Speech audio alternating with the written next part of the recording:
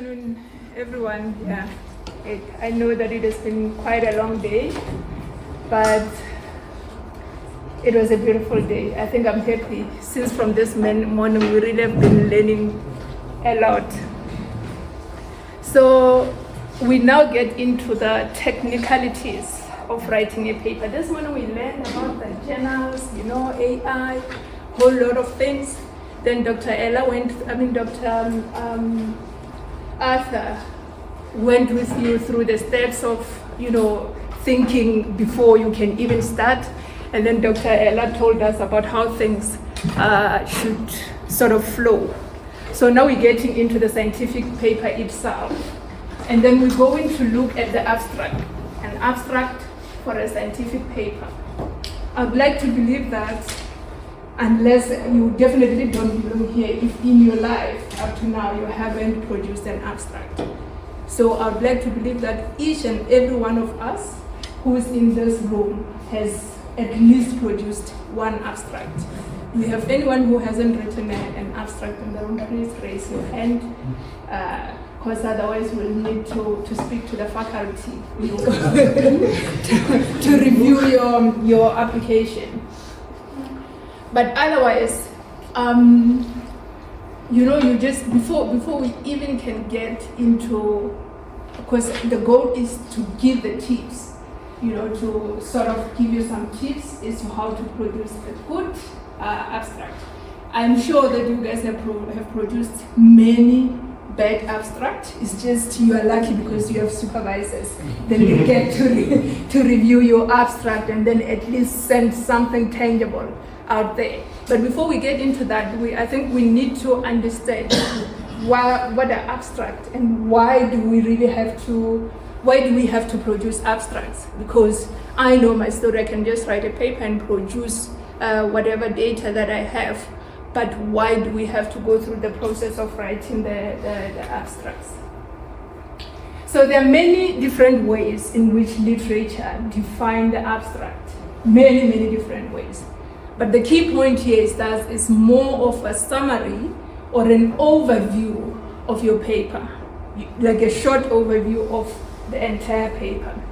But the most important thing about the abstract is that it must convey the right message. And then this is where a picture like this comes in. You cannot come up with this beautiful, beautiful abstract. And when we get into, it's very interesting, and then I want to know, man. I'm eager to know what the story is all about.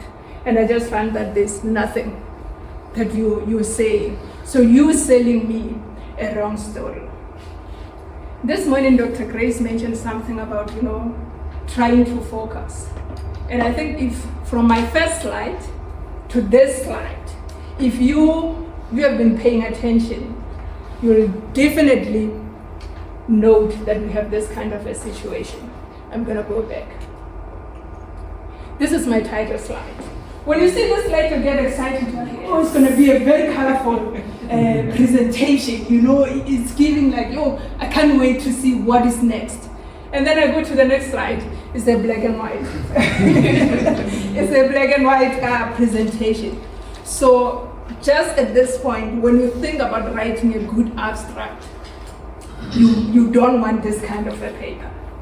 But otherwise, what are the purpose, or what's the purpose of the abstract? Mainly, abstracts are used for selection. You're helping me and other researchers to select. For example, I don't know how many papers, we could definitely many, many papers, scientific papers that are produced daily. I don't have time, no one have time to, catch up with all of these papers. So what we're gonna do is that your abstract is actually helping me. When I go through your abstract, I'm going to make a decision.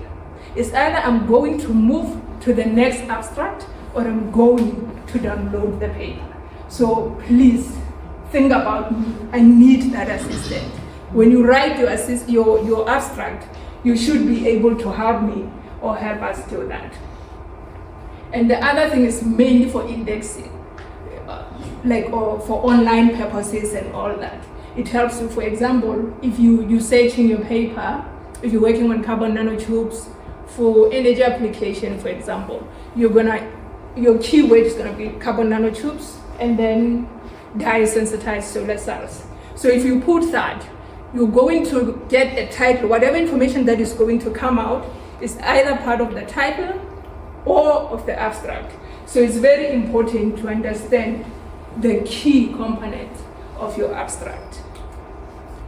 And then the next question is, when do we need the abstract? And I think that's easy. Journal submissions, which is the focus of this workshop or the presentations. And then I just put this one because it's a you guys, you have to support this journal, please. I know they are slow, they do things very slow, but please remember, Prof. Kamil also mentioned it this morning. Let's just try, please. It's our South African Journal of Science. And then for thesis submission, this one is big because the abstracts that we find in the thesis are like 3 pages abstract, guys. That's not an abstract, it's another chapter. Like seriously, we need to work on that. I know that sometimes for it to be there, obviously, a supervisor approved it, but it doesn't mean it's right, so the supervisors. So the grant applications, probably most of you have written 1 or 2 grant applications. In addition to your introductions and everything else, they need an abstract because someone who's going to review your paper has to go through your abstract. And then, yes. Sorry, because I'm leaving soon. I just wanted to find out with Saki, what is the reason for the slow feedback when people submit? Because you just mentioned that sometimes it's slow, it takes time. Okay, no, South African Journal of Chemistry. It's the reviewers. I know. I've been there as well. It's like, nothing slows progress than the review process. Because when we send to the editor has to find the reviewers. Then they send to me, and I'm like, it's just South African Journal of Science. I wanna review for impact factor of 12 or whatever. So the main challenge has been the reviews. I've also turned back the request sometime, but mainly because it's not my area of expertise. I can't just do that. But that's the main challenge. And I think the reviews are very. Sorry? It's something in-house, so we need to work on that. So that I think it's administered by Psyche, so we can always speak to Psyche about that. Because even just talking about reviews, even the NRF has got the same problem. We send out applications and then there are no reviewers to go through the application. So that prolongs. It doesn't mean they're going to return it because there are no reviewers, but it prolongs the process. Thanks. All right. So the other one is the application, but I know you guys will like this one, the last one, because you sometimes you get an email to say, okay, thank you for submitting the abstract for this conference. I'm like, I've never seen an abstract. No one ever sent me an abstract to say I'm applying for this conference. But already the the abstract is in Teta or in Italy. You guys like this one. But we're not going to, our focus is not there today. Our focus is on the journal submissions. All right, so now let's look into the key components of the abstract. And if you grab this, then you are done. The reason I'm saying you are done is because if you look at the key components, it's actually the key components of the paper. So the abstract is the short version of your paper. So if you get your intro, purpose, methods, results, and conclusions, that's what the paper does. And then you learn later why it's actually important to first have a paper and then write the abstract.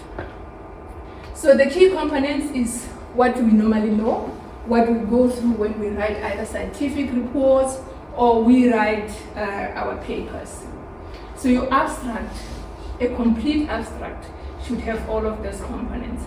These components are similar to what Dr. Ella just presented on the structure of the paper, I think. So So the most important is to know what should go into, because introduction, you can write a full page of introduction, but obviously that cannot make an abstract. So you need an introduction. Okay, well, maybe introduction is a good word, because when you say background, then people want to throw everything to say this is a background. Okay, a line or two, introduce your study, and highlight your contribution or novelty. This is very much important. Remember, the first thing that I'm going to see when you send me a paper is the abstract. So, okay, Dr. Ella showed some title, okay, from, I can't remember the title, and she posed the question to say, what do you think the paper is all about? Yes, you can just say, okay, because I can see, I expect 1, 2, 3 to come out of the paper. But it's not until you actually read the paper that you will tell what is in the paper. It's not the title that is going to make me read the paper. So the next thing that I'm going to go to is your abstract. So it's your abstract that is going to make me buy that paper. Because I remember some papers are subscription papers. They are not just out there. I have to buy it. I'm not going to buy a paper if I don't know if your abstract does not contain all those components. If there's any novelty, you don't have to wait until I get into the actual paper to go like, oh, there's some novelty in this work. So just put it in your abstract. And then your aim and purpose. You really have to be specific. Like, don't say a whole lot of things.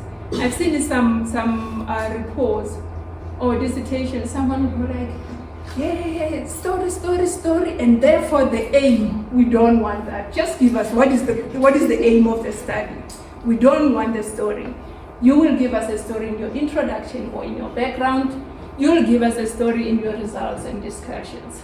So in the abstract, there's no room for us to tell us all that.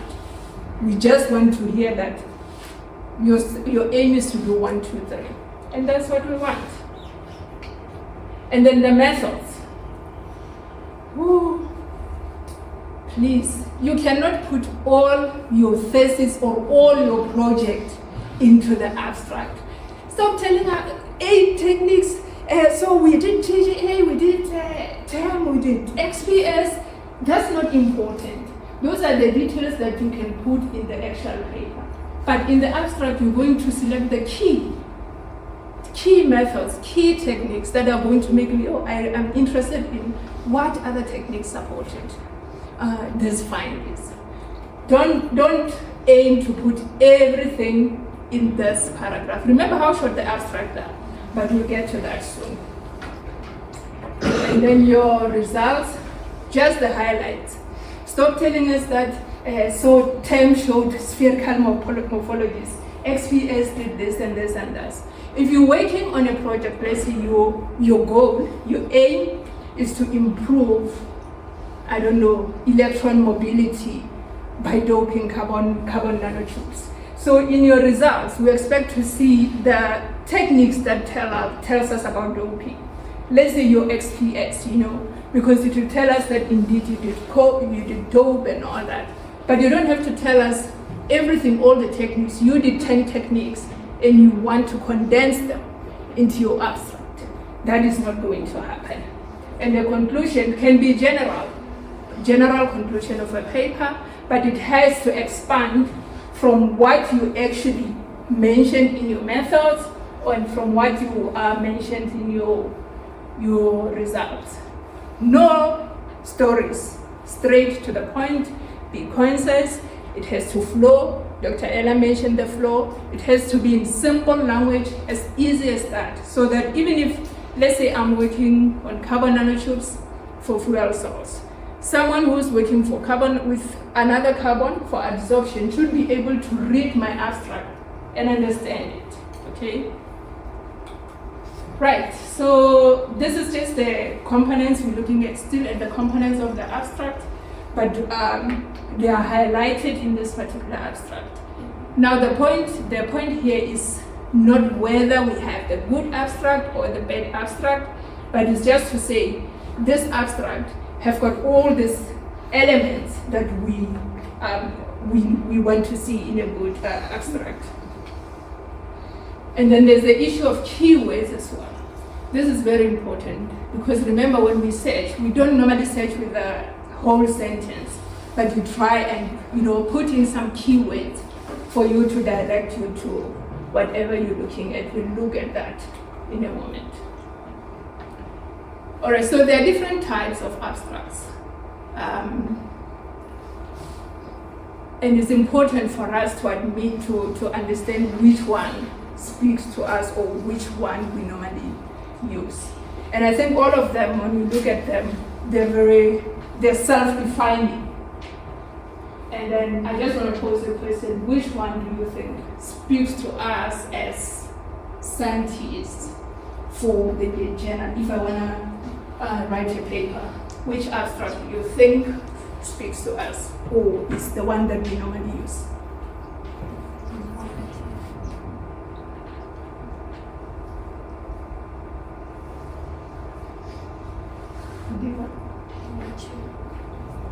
Number?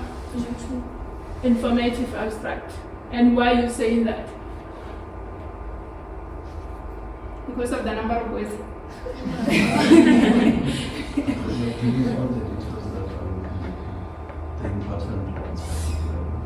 Sorry? I'm saying that you are summarizing the important information that is about the paper. So you think in the informative abstract gives that? Informative, but it means like you are. Okay. Yeah, Okay. elaborating. Thank you.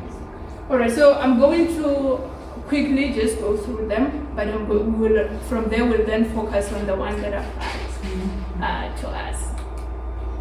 All right.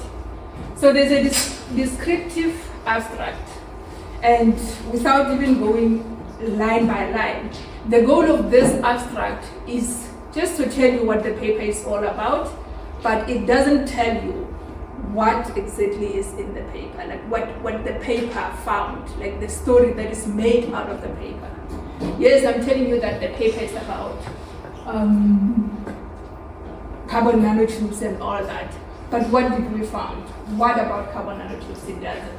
So it's more like a general. We don't normally use this, unless in some cases where we write reviews. Sometimes our reviews in review papers, we tend to have a descriptive abstract. So this is just one example that was generated by ChatGPT. They spoke about this morning. Trust me, I read first and I was like, ChatGPT, give me a nice English, and then that's what it gave me. All right, so informative abstract. You guys are right. We deal more with informative abstract. This is the one that we use 90% of the time. We work with informative abstract.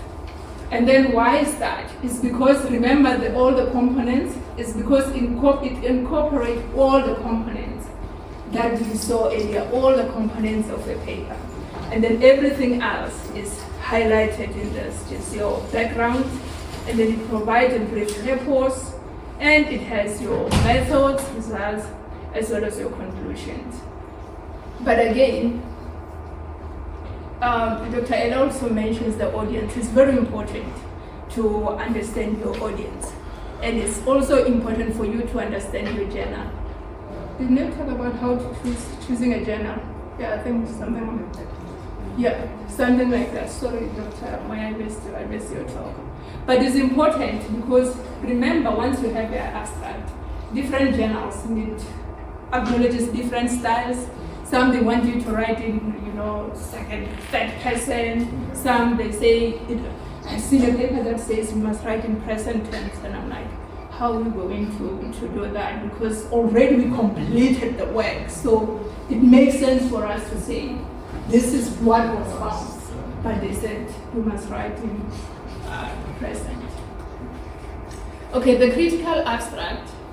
We don't normally do this, unless maybe for a conference you'll find that they request the extended abstract, because sometimes when you go to a conference, you will submit the abstract, and then if they feel like it's more attractive, then they'll say submit an extended abstract, something like that, and then they expand from that. But I don't think I've ever in my life written a critical abstract. And then this one is normally for your websites, or maybe there's this. Sometimes when you read journals, there's this communications. You'll find that there's a communication paper. It's because something found something, like novel. They found a novelty, and they want to communicate it. So they'll just put 2 lines or 3 of abstract, and then they present their novelty. So normally it goes into communication papers. So I think, but most of us, we don't do this. All right, so now let's look at the importance of writing a good abstract. And remember, we said, apart from the title, the first thing that I'm going to see, I don't know, I think I receive average 2 review requests, review requests a week.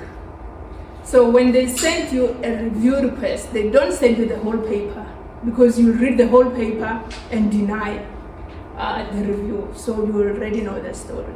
So they're going to send you the title, this is the title of the paper, and then they're going to send you the abstract.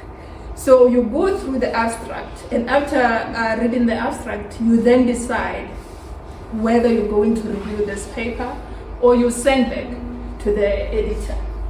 And the editor as well, before they send this abstract to us, he's going to look at the abstract and decide whether it's worth reviewing, it's worth sending out to the reviewers or sending it back to you. So those are the 2 possibilities. He's going to read your abstract and either send it to the reviewers or send it back to you. Trust me, you would like for him or her to send it to the reviewers. So the other thing is that abstracts are free. I don't know if you guys know this. That even if a paper is a subscription paper, but when you search the net, the abstract, you're going to get the abstract. It's because they want you to read the abstract and decide to buy or pay the paper. So because it's out there, it's very important that you structure it as good as you possibly can. So it's like a trailer. I mean, I know that we watch Netflix. Anyone who doesn't, you're left behind. So it's like a trailer, normally they shoot a movie and all that, and then they come up with a good trailer. So when you go to Netflix and you're like, let me see this, then you watch that, it's like 45 seconds or 1 minute. That 45 seconds is enough for you to decide whether you're gonna spend 1.5 hours watching this movie or you browse to the next trailer, isn't it? So that's how important the abstract is as well. What else is there? Yeah, that's about it. And like they always say, first impression lasts. So you want me to really pass this abstract stage. Good luck. All right, so what makes a good abstract? We went through all the components of the abstract, and what makes it good is just all that. It's a short version of the paper, so you have to really reflect. It has to reflect what is in the paper. So it has to be concise, because it's brief, it's very short. You saw in terms of the number of words, it's very, very short. Mainly journals, 250 words. That's what they want. So in these 250 words, you want to be as specific and as coherent as possible. Dr. Ella presented about coherent, like there's consistency, everything follows each other quite nicely. That's what you want to do. And it covers all parts of the paper. Please, we don't want this situation here. You look at the abstract, it's similar to the one that I showed earlier. And you're like, oh yeah, this is giving. Let me open the paper. And then you come across that. It has to be what is in the paper. Nothing should be in the abstract that is not in the paper. So it's like, as I mentioned already, it's a short version of your paper. Okay, so it answers all these questions. Remember, all these questions is just the why, what, but it's actually all those components. Why are you doing this? It's captured in your introduction, what was done also, how it was done, your experimental methods, what was found, this is your results, and your conclusion. Simple as that. Okay, so this is, you know, in science, because we present a lot of scientific papers, we are not used to this long text, but this is basically what makes a good abstract. It's just the expanded versions of everything that I spoke about. Okay, so I just want us to look at the different types of abstract. Just think about a conference abstract and your journal abstract. The main difference here is that in the conference abstract, you are allowed to actually write something that is not complete. You just have to put your story, narrate your story, nice and all that. But the main difference is in the way you narrating the narrative. So, for example, this is the concluding line for the journal abstract because this has been completed, and then equally so. Like this line, this motivates a full study and all that with a large sample. This tells you that it's like this preliminary study, something like that. So you did this, you know it's working, but then you tell your reviewer that there's a room, there's still this thing missing, this, like more data, you still want to collect more data, but you are convinced that this is working. So that's the main difference between the journal. They still follow the same structure, the 5 components that we presented, but at least in the conclusion, when you conclude, that's where we tend to know that, okay, this work was completed, or no, this person is still actually, this is an ongoing work.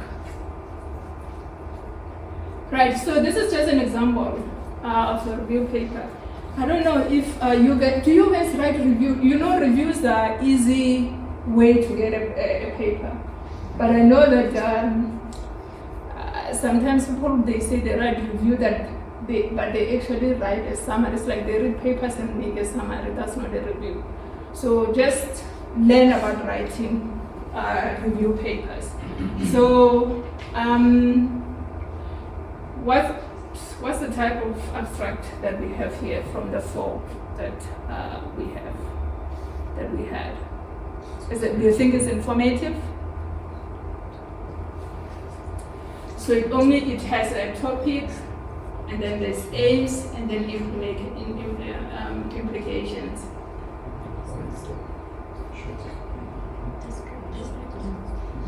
Remember, we have descriptive, informative, critical, and highlight.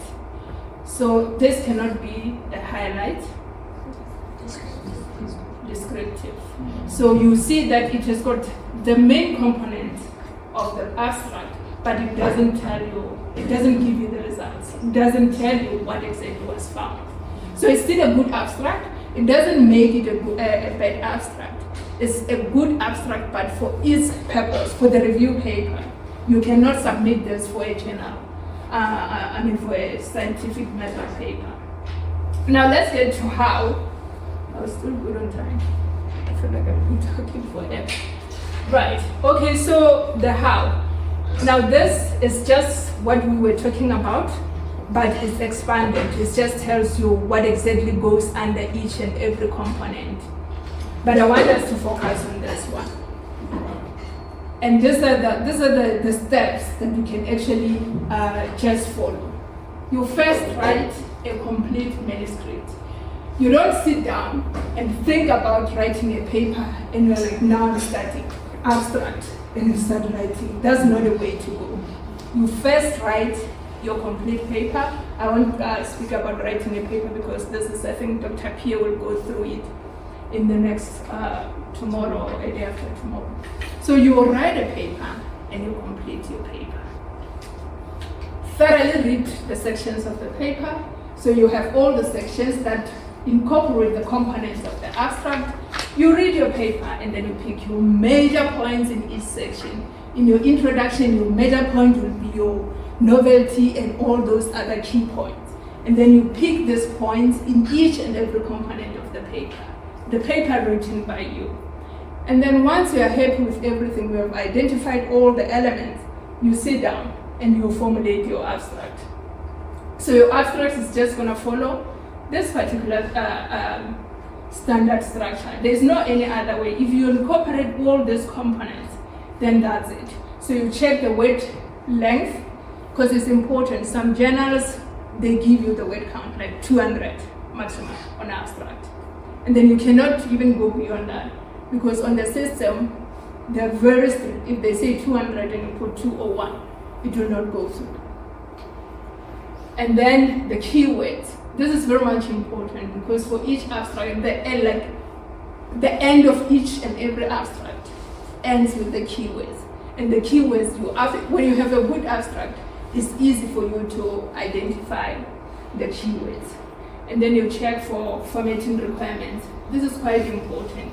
Like I just mentioned, that others will say, write in the present tense, write in the past tense.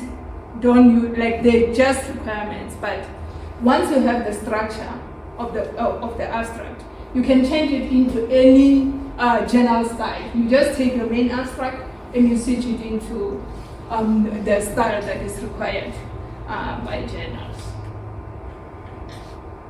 There's another form of abstract called graphical abstract. So it's just pretty much the same, but you just put this into a picture. And I don't have any picture on this, but I think I've seen very good graphical abstracts coming from the book. But the most important thing here is that a graphical abstract is not your experimental method. It's like you see someone doing presenting an experimental method, showing that, okay, I started with this nanoparticles, I added it to this, I did TGA and all that in a graphical form. It's not.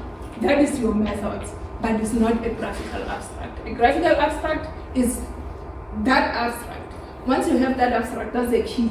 You can turn it into anything. You can turn it into graphical abstract and a whole of other things. So this is the only slide that I have. Maybe because I'm not looking at graphical abstract. But I just want us to now look at the research paper titles. And this is another important part of the paper. So the title, if you search into the journal, mainly the titles comes up. So you look at the title and then you're like, oh, okay, it's talking about 1, 2, 3, and then you want to look at the abstract, then move forward to the entire paper. So it's very important for you to choose the correct title. These are just some of the qualities of key qualities of a strong title. But you have to, the most important, Dr. Ella also mentioned this, that it has to be the reflection. When she showed the title and she said, what do you expect? So it's easy. If it reflects the paper, then it's very easy for people to relate, not that your title is this, and as we go into the actual paper, then we see something different. I don't like going line by line, but yeah. Let's see. Avoid unnecessary words, focus on the indicates the focus and all that. So the most important thing is that your title has to be precise, and it has to reflect everything that goes into the paper. You can title it anyhow, but it's very important that you pick a very catchy title. These are just some of the examples of the good good titles. Please just avoid, let's say you're writing a paper, a journal. Now, okay, so when you start with your postgraduate, you have a proposal, and then the proposal has the entire title of your project. When you're going to write your paper, you can't always pick that title of that thing. So it has to be focused on what you want to report that time. And I want to show you something. This is the slide that I'm interested in. Just look at that slide. This is remember when you write your dissertation or your thesis, there's a section before you get to the main content that says you must list the conference presentations, for example. So we look at, you attended 3 different conferences, but when your title, synthesis of carbon nanotubes for application in solar cells, for each and every conference. So it's like you are taking the title of your thesis or dissertation and you apply, you use it as the title for your conference or for your paper. The most important thing here is that there was a, when I was still a student, I don't know, maybe Ellen will remember, there was a guy called Ahmed Shaikh. He was very good in doing these things. When, like, he would put a very nice title and go like, you wouldn't even think that is his work, but as he goes through, then you get to know that it's actually creativity. You just have to be creative. If that particular time you're only focusing on synthesis and there is no solar cell part, your title cannot say synthesis of nanocarbons for application in solar cell. Structure your title such that it focuses on what you have that particular time. If you only did synthesis and characterization, that's okay, but just don't say in application in solar cell. Just say properties of this and that, and then you'll get to the solar cell part when you actually have that data. Yes, it's 5 minutes. Okay, we're almost there. So these are just some creative examples of the titles. Title is very simple. As long as it reflects the contents of your paper, you can put anything. It can be a question, it can be, but the most important thing is that it has to be catchy. So that when I see it, I'm like, oh, this is very interesting. Then it motivates me to read your abstract, and then your abstract motivates me to read your actual paper, and then that's a citation. That's what we're looking for. But otherwise, yeah, we are at the end of the presentation, and thank you.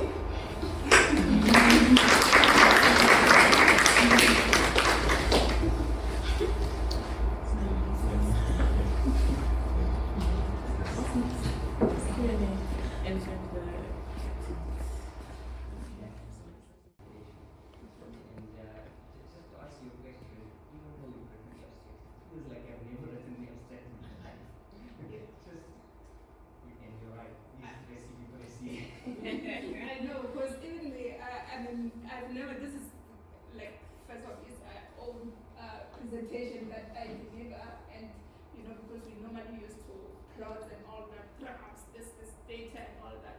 But as I was going through the presentation, I'm like, I've made many mistakes in my life, but I've learned since this morning. I think we've been learning. Yes. Thanks, Mohammed. Dr. Manoko, what leads some conferences to ask for extended abstracts? All right, that's a very good question, and I feel like that's some of the conferences that you should aim for. The conferences that, at the end of the day, you can get a good publication from. So you don't just go to present, but there's an option for you to get the publication. So remember, when you apply for conferences, there are reviewed conferences whereby your abstract is really being reviewed, like they send it out to reviewers. And there's, Okeza, where you just submit and then it's reviewed, but it's not critical. They can just send it back to say fix this and this, but it's not like they will reject it, especially if it's a poster.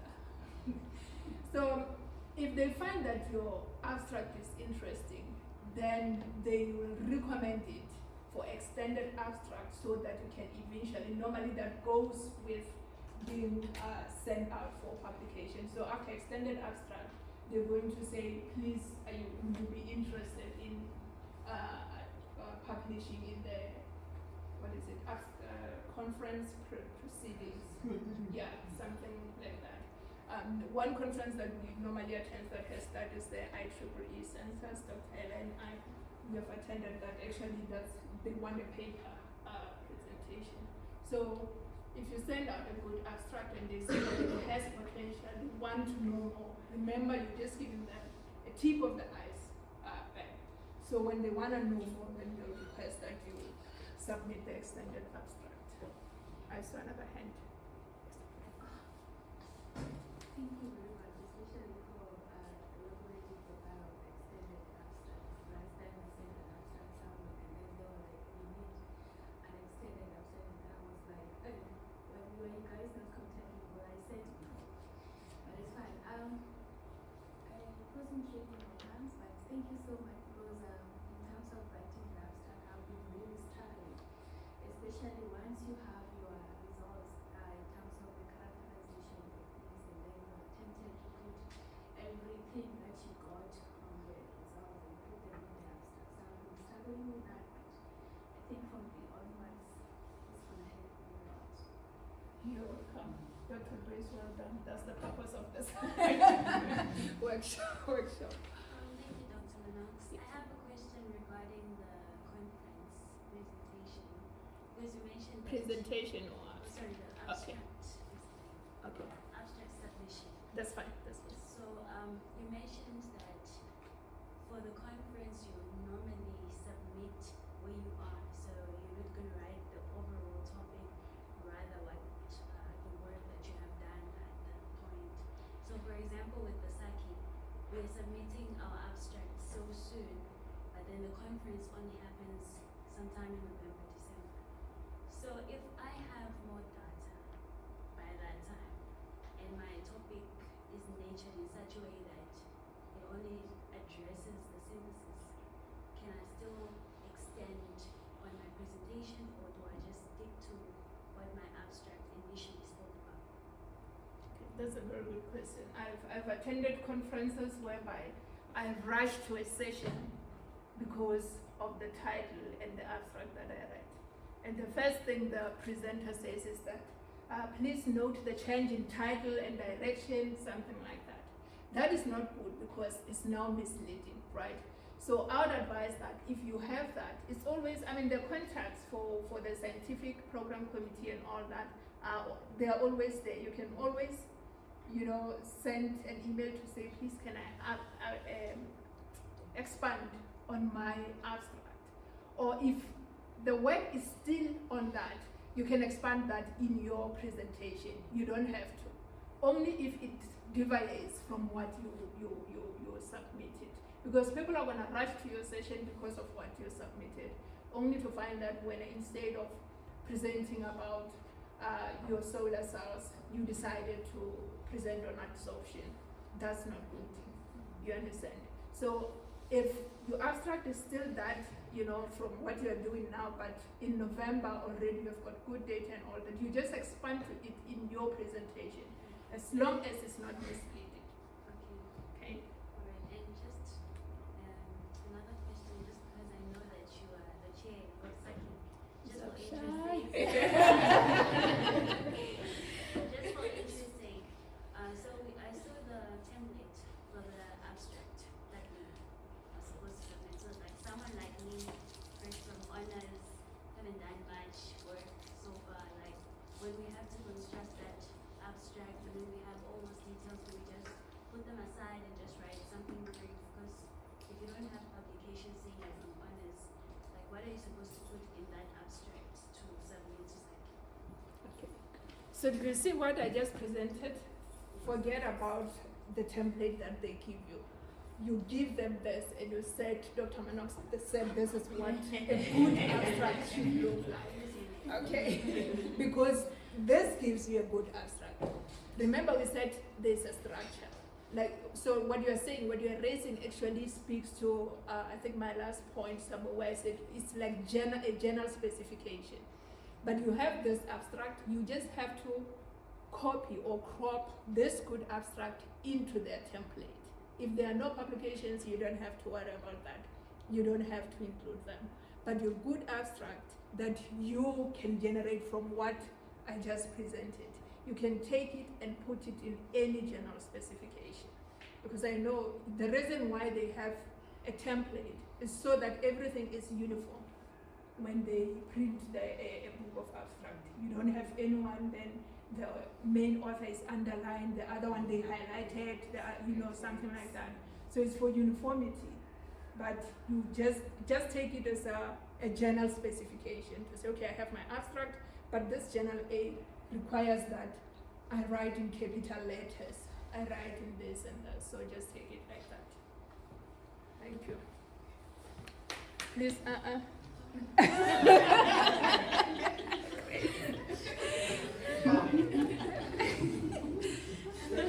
please go ahead.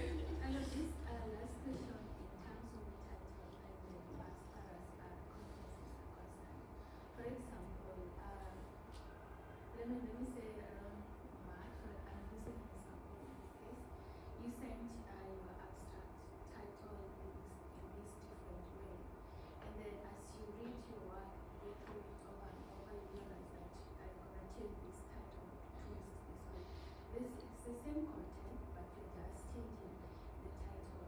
So when when you go for the presentation of that conference, then you come up with a new title, but it's the same, and the body is the same.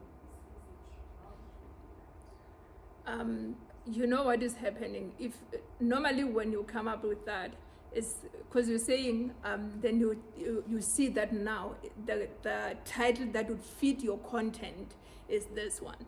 That's why the title has to be the last thing that you write. You don't say I want to write a paper and you go like my paper is going to be synthesis and properties of this and this. You actually speak to your data. What do you have? What have you achieved? Then once you have got this beautiful story, then you're like, now I need the perfect title for my story. If you follow that approach, you'll never have to switch. But if that happens, just changing the title, as long as it's the same concept. I have done that before. As long as the content is the same, there's nothing wrong in changing the title. But don't deviate from the subject. Because remember at conferences, especially big conferences like Saki and your IUPACs, there are different, what do they call it? They divide them into parallel sessions, So you cannot be presenting green chemistry in something else in a different session because the audience matter. You need to speak to the right audience. So if everything changes completely, then you have to inform the SPC, the Scientific Program Committee, so that at least they put you or allocate you to the right symposium. Okay? I guess we are done. So we have got a small, clap hands for me.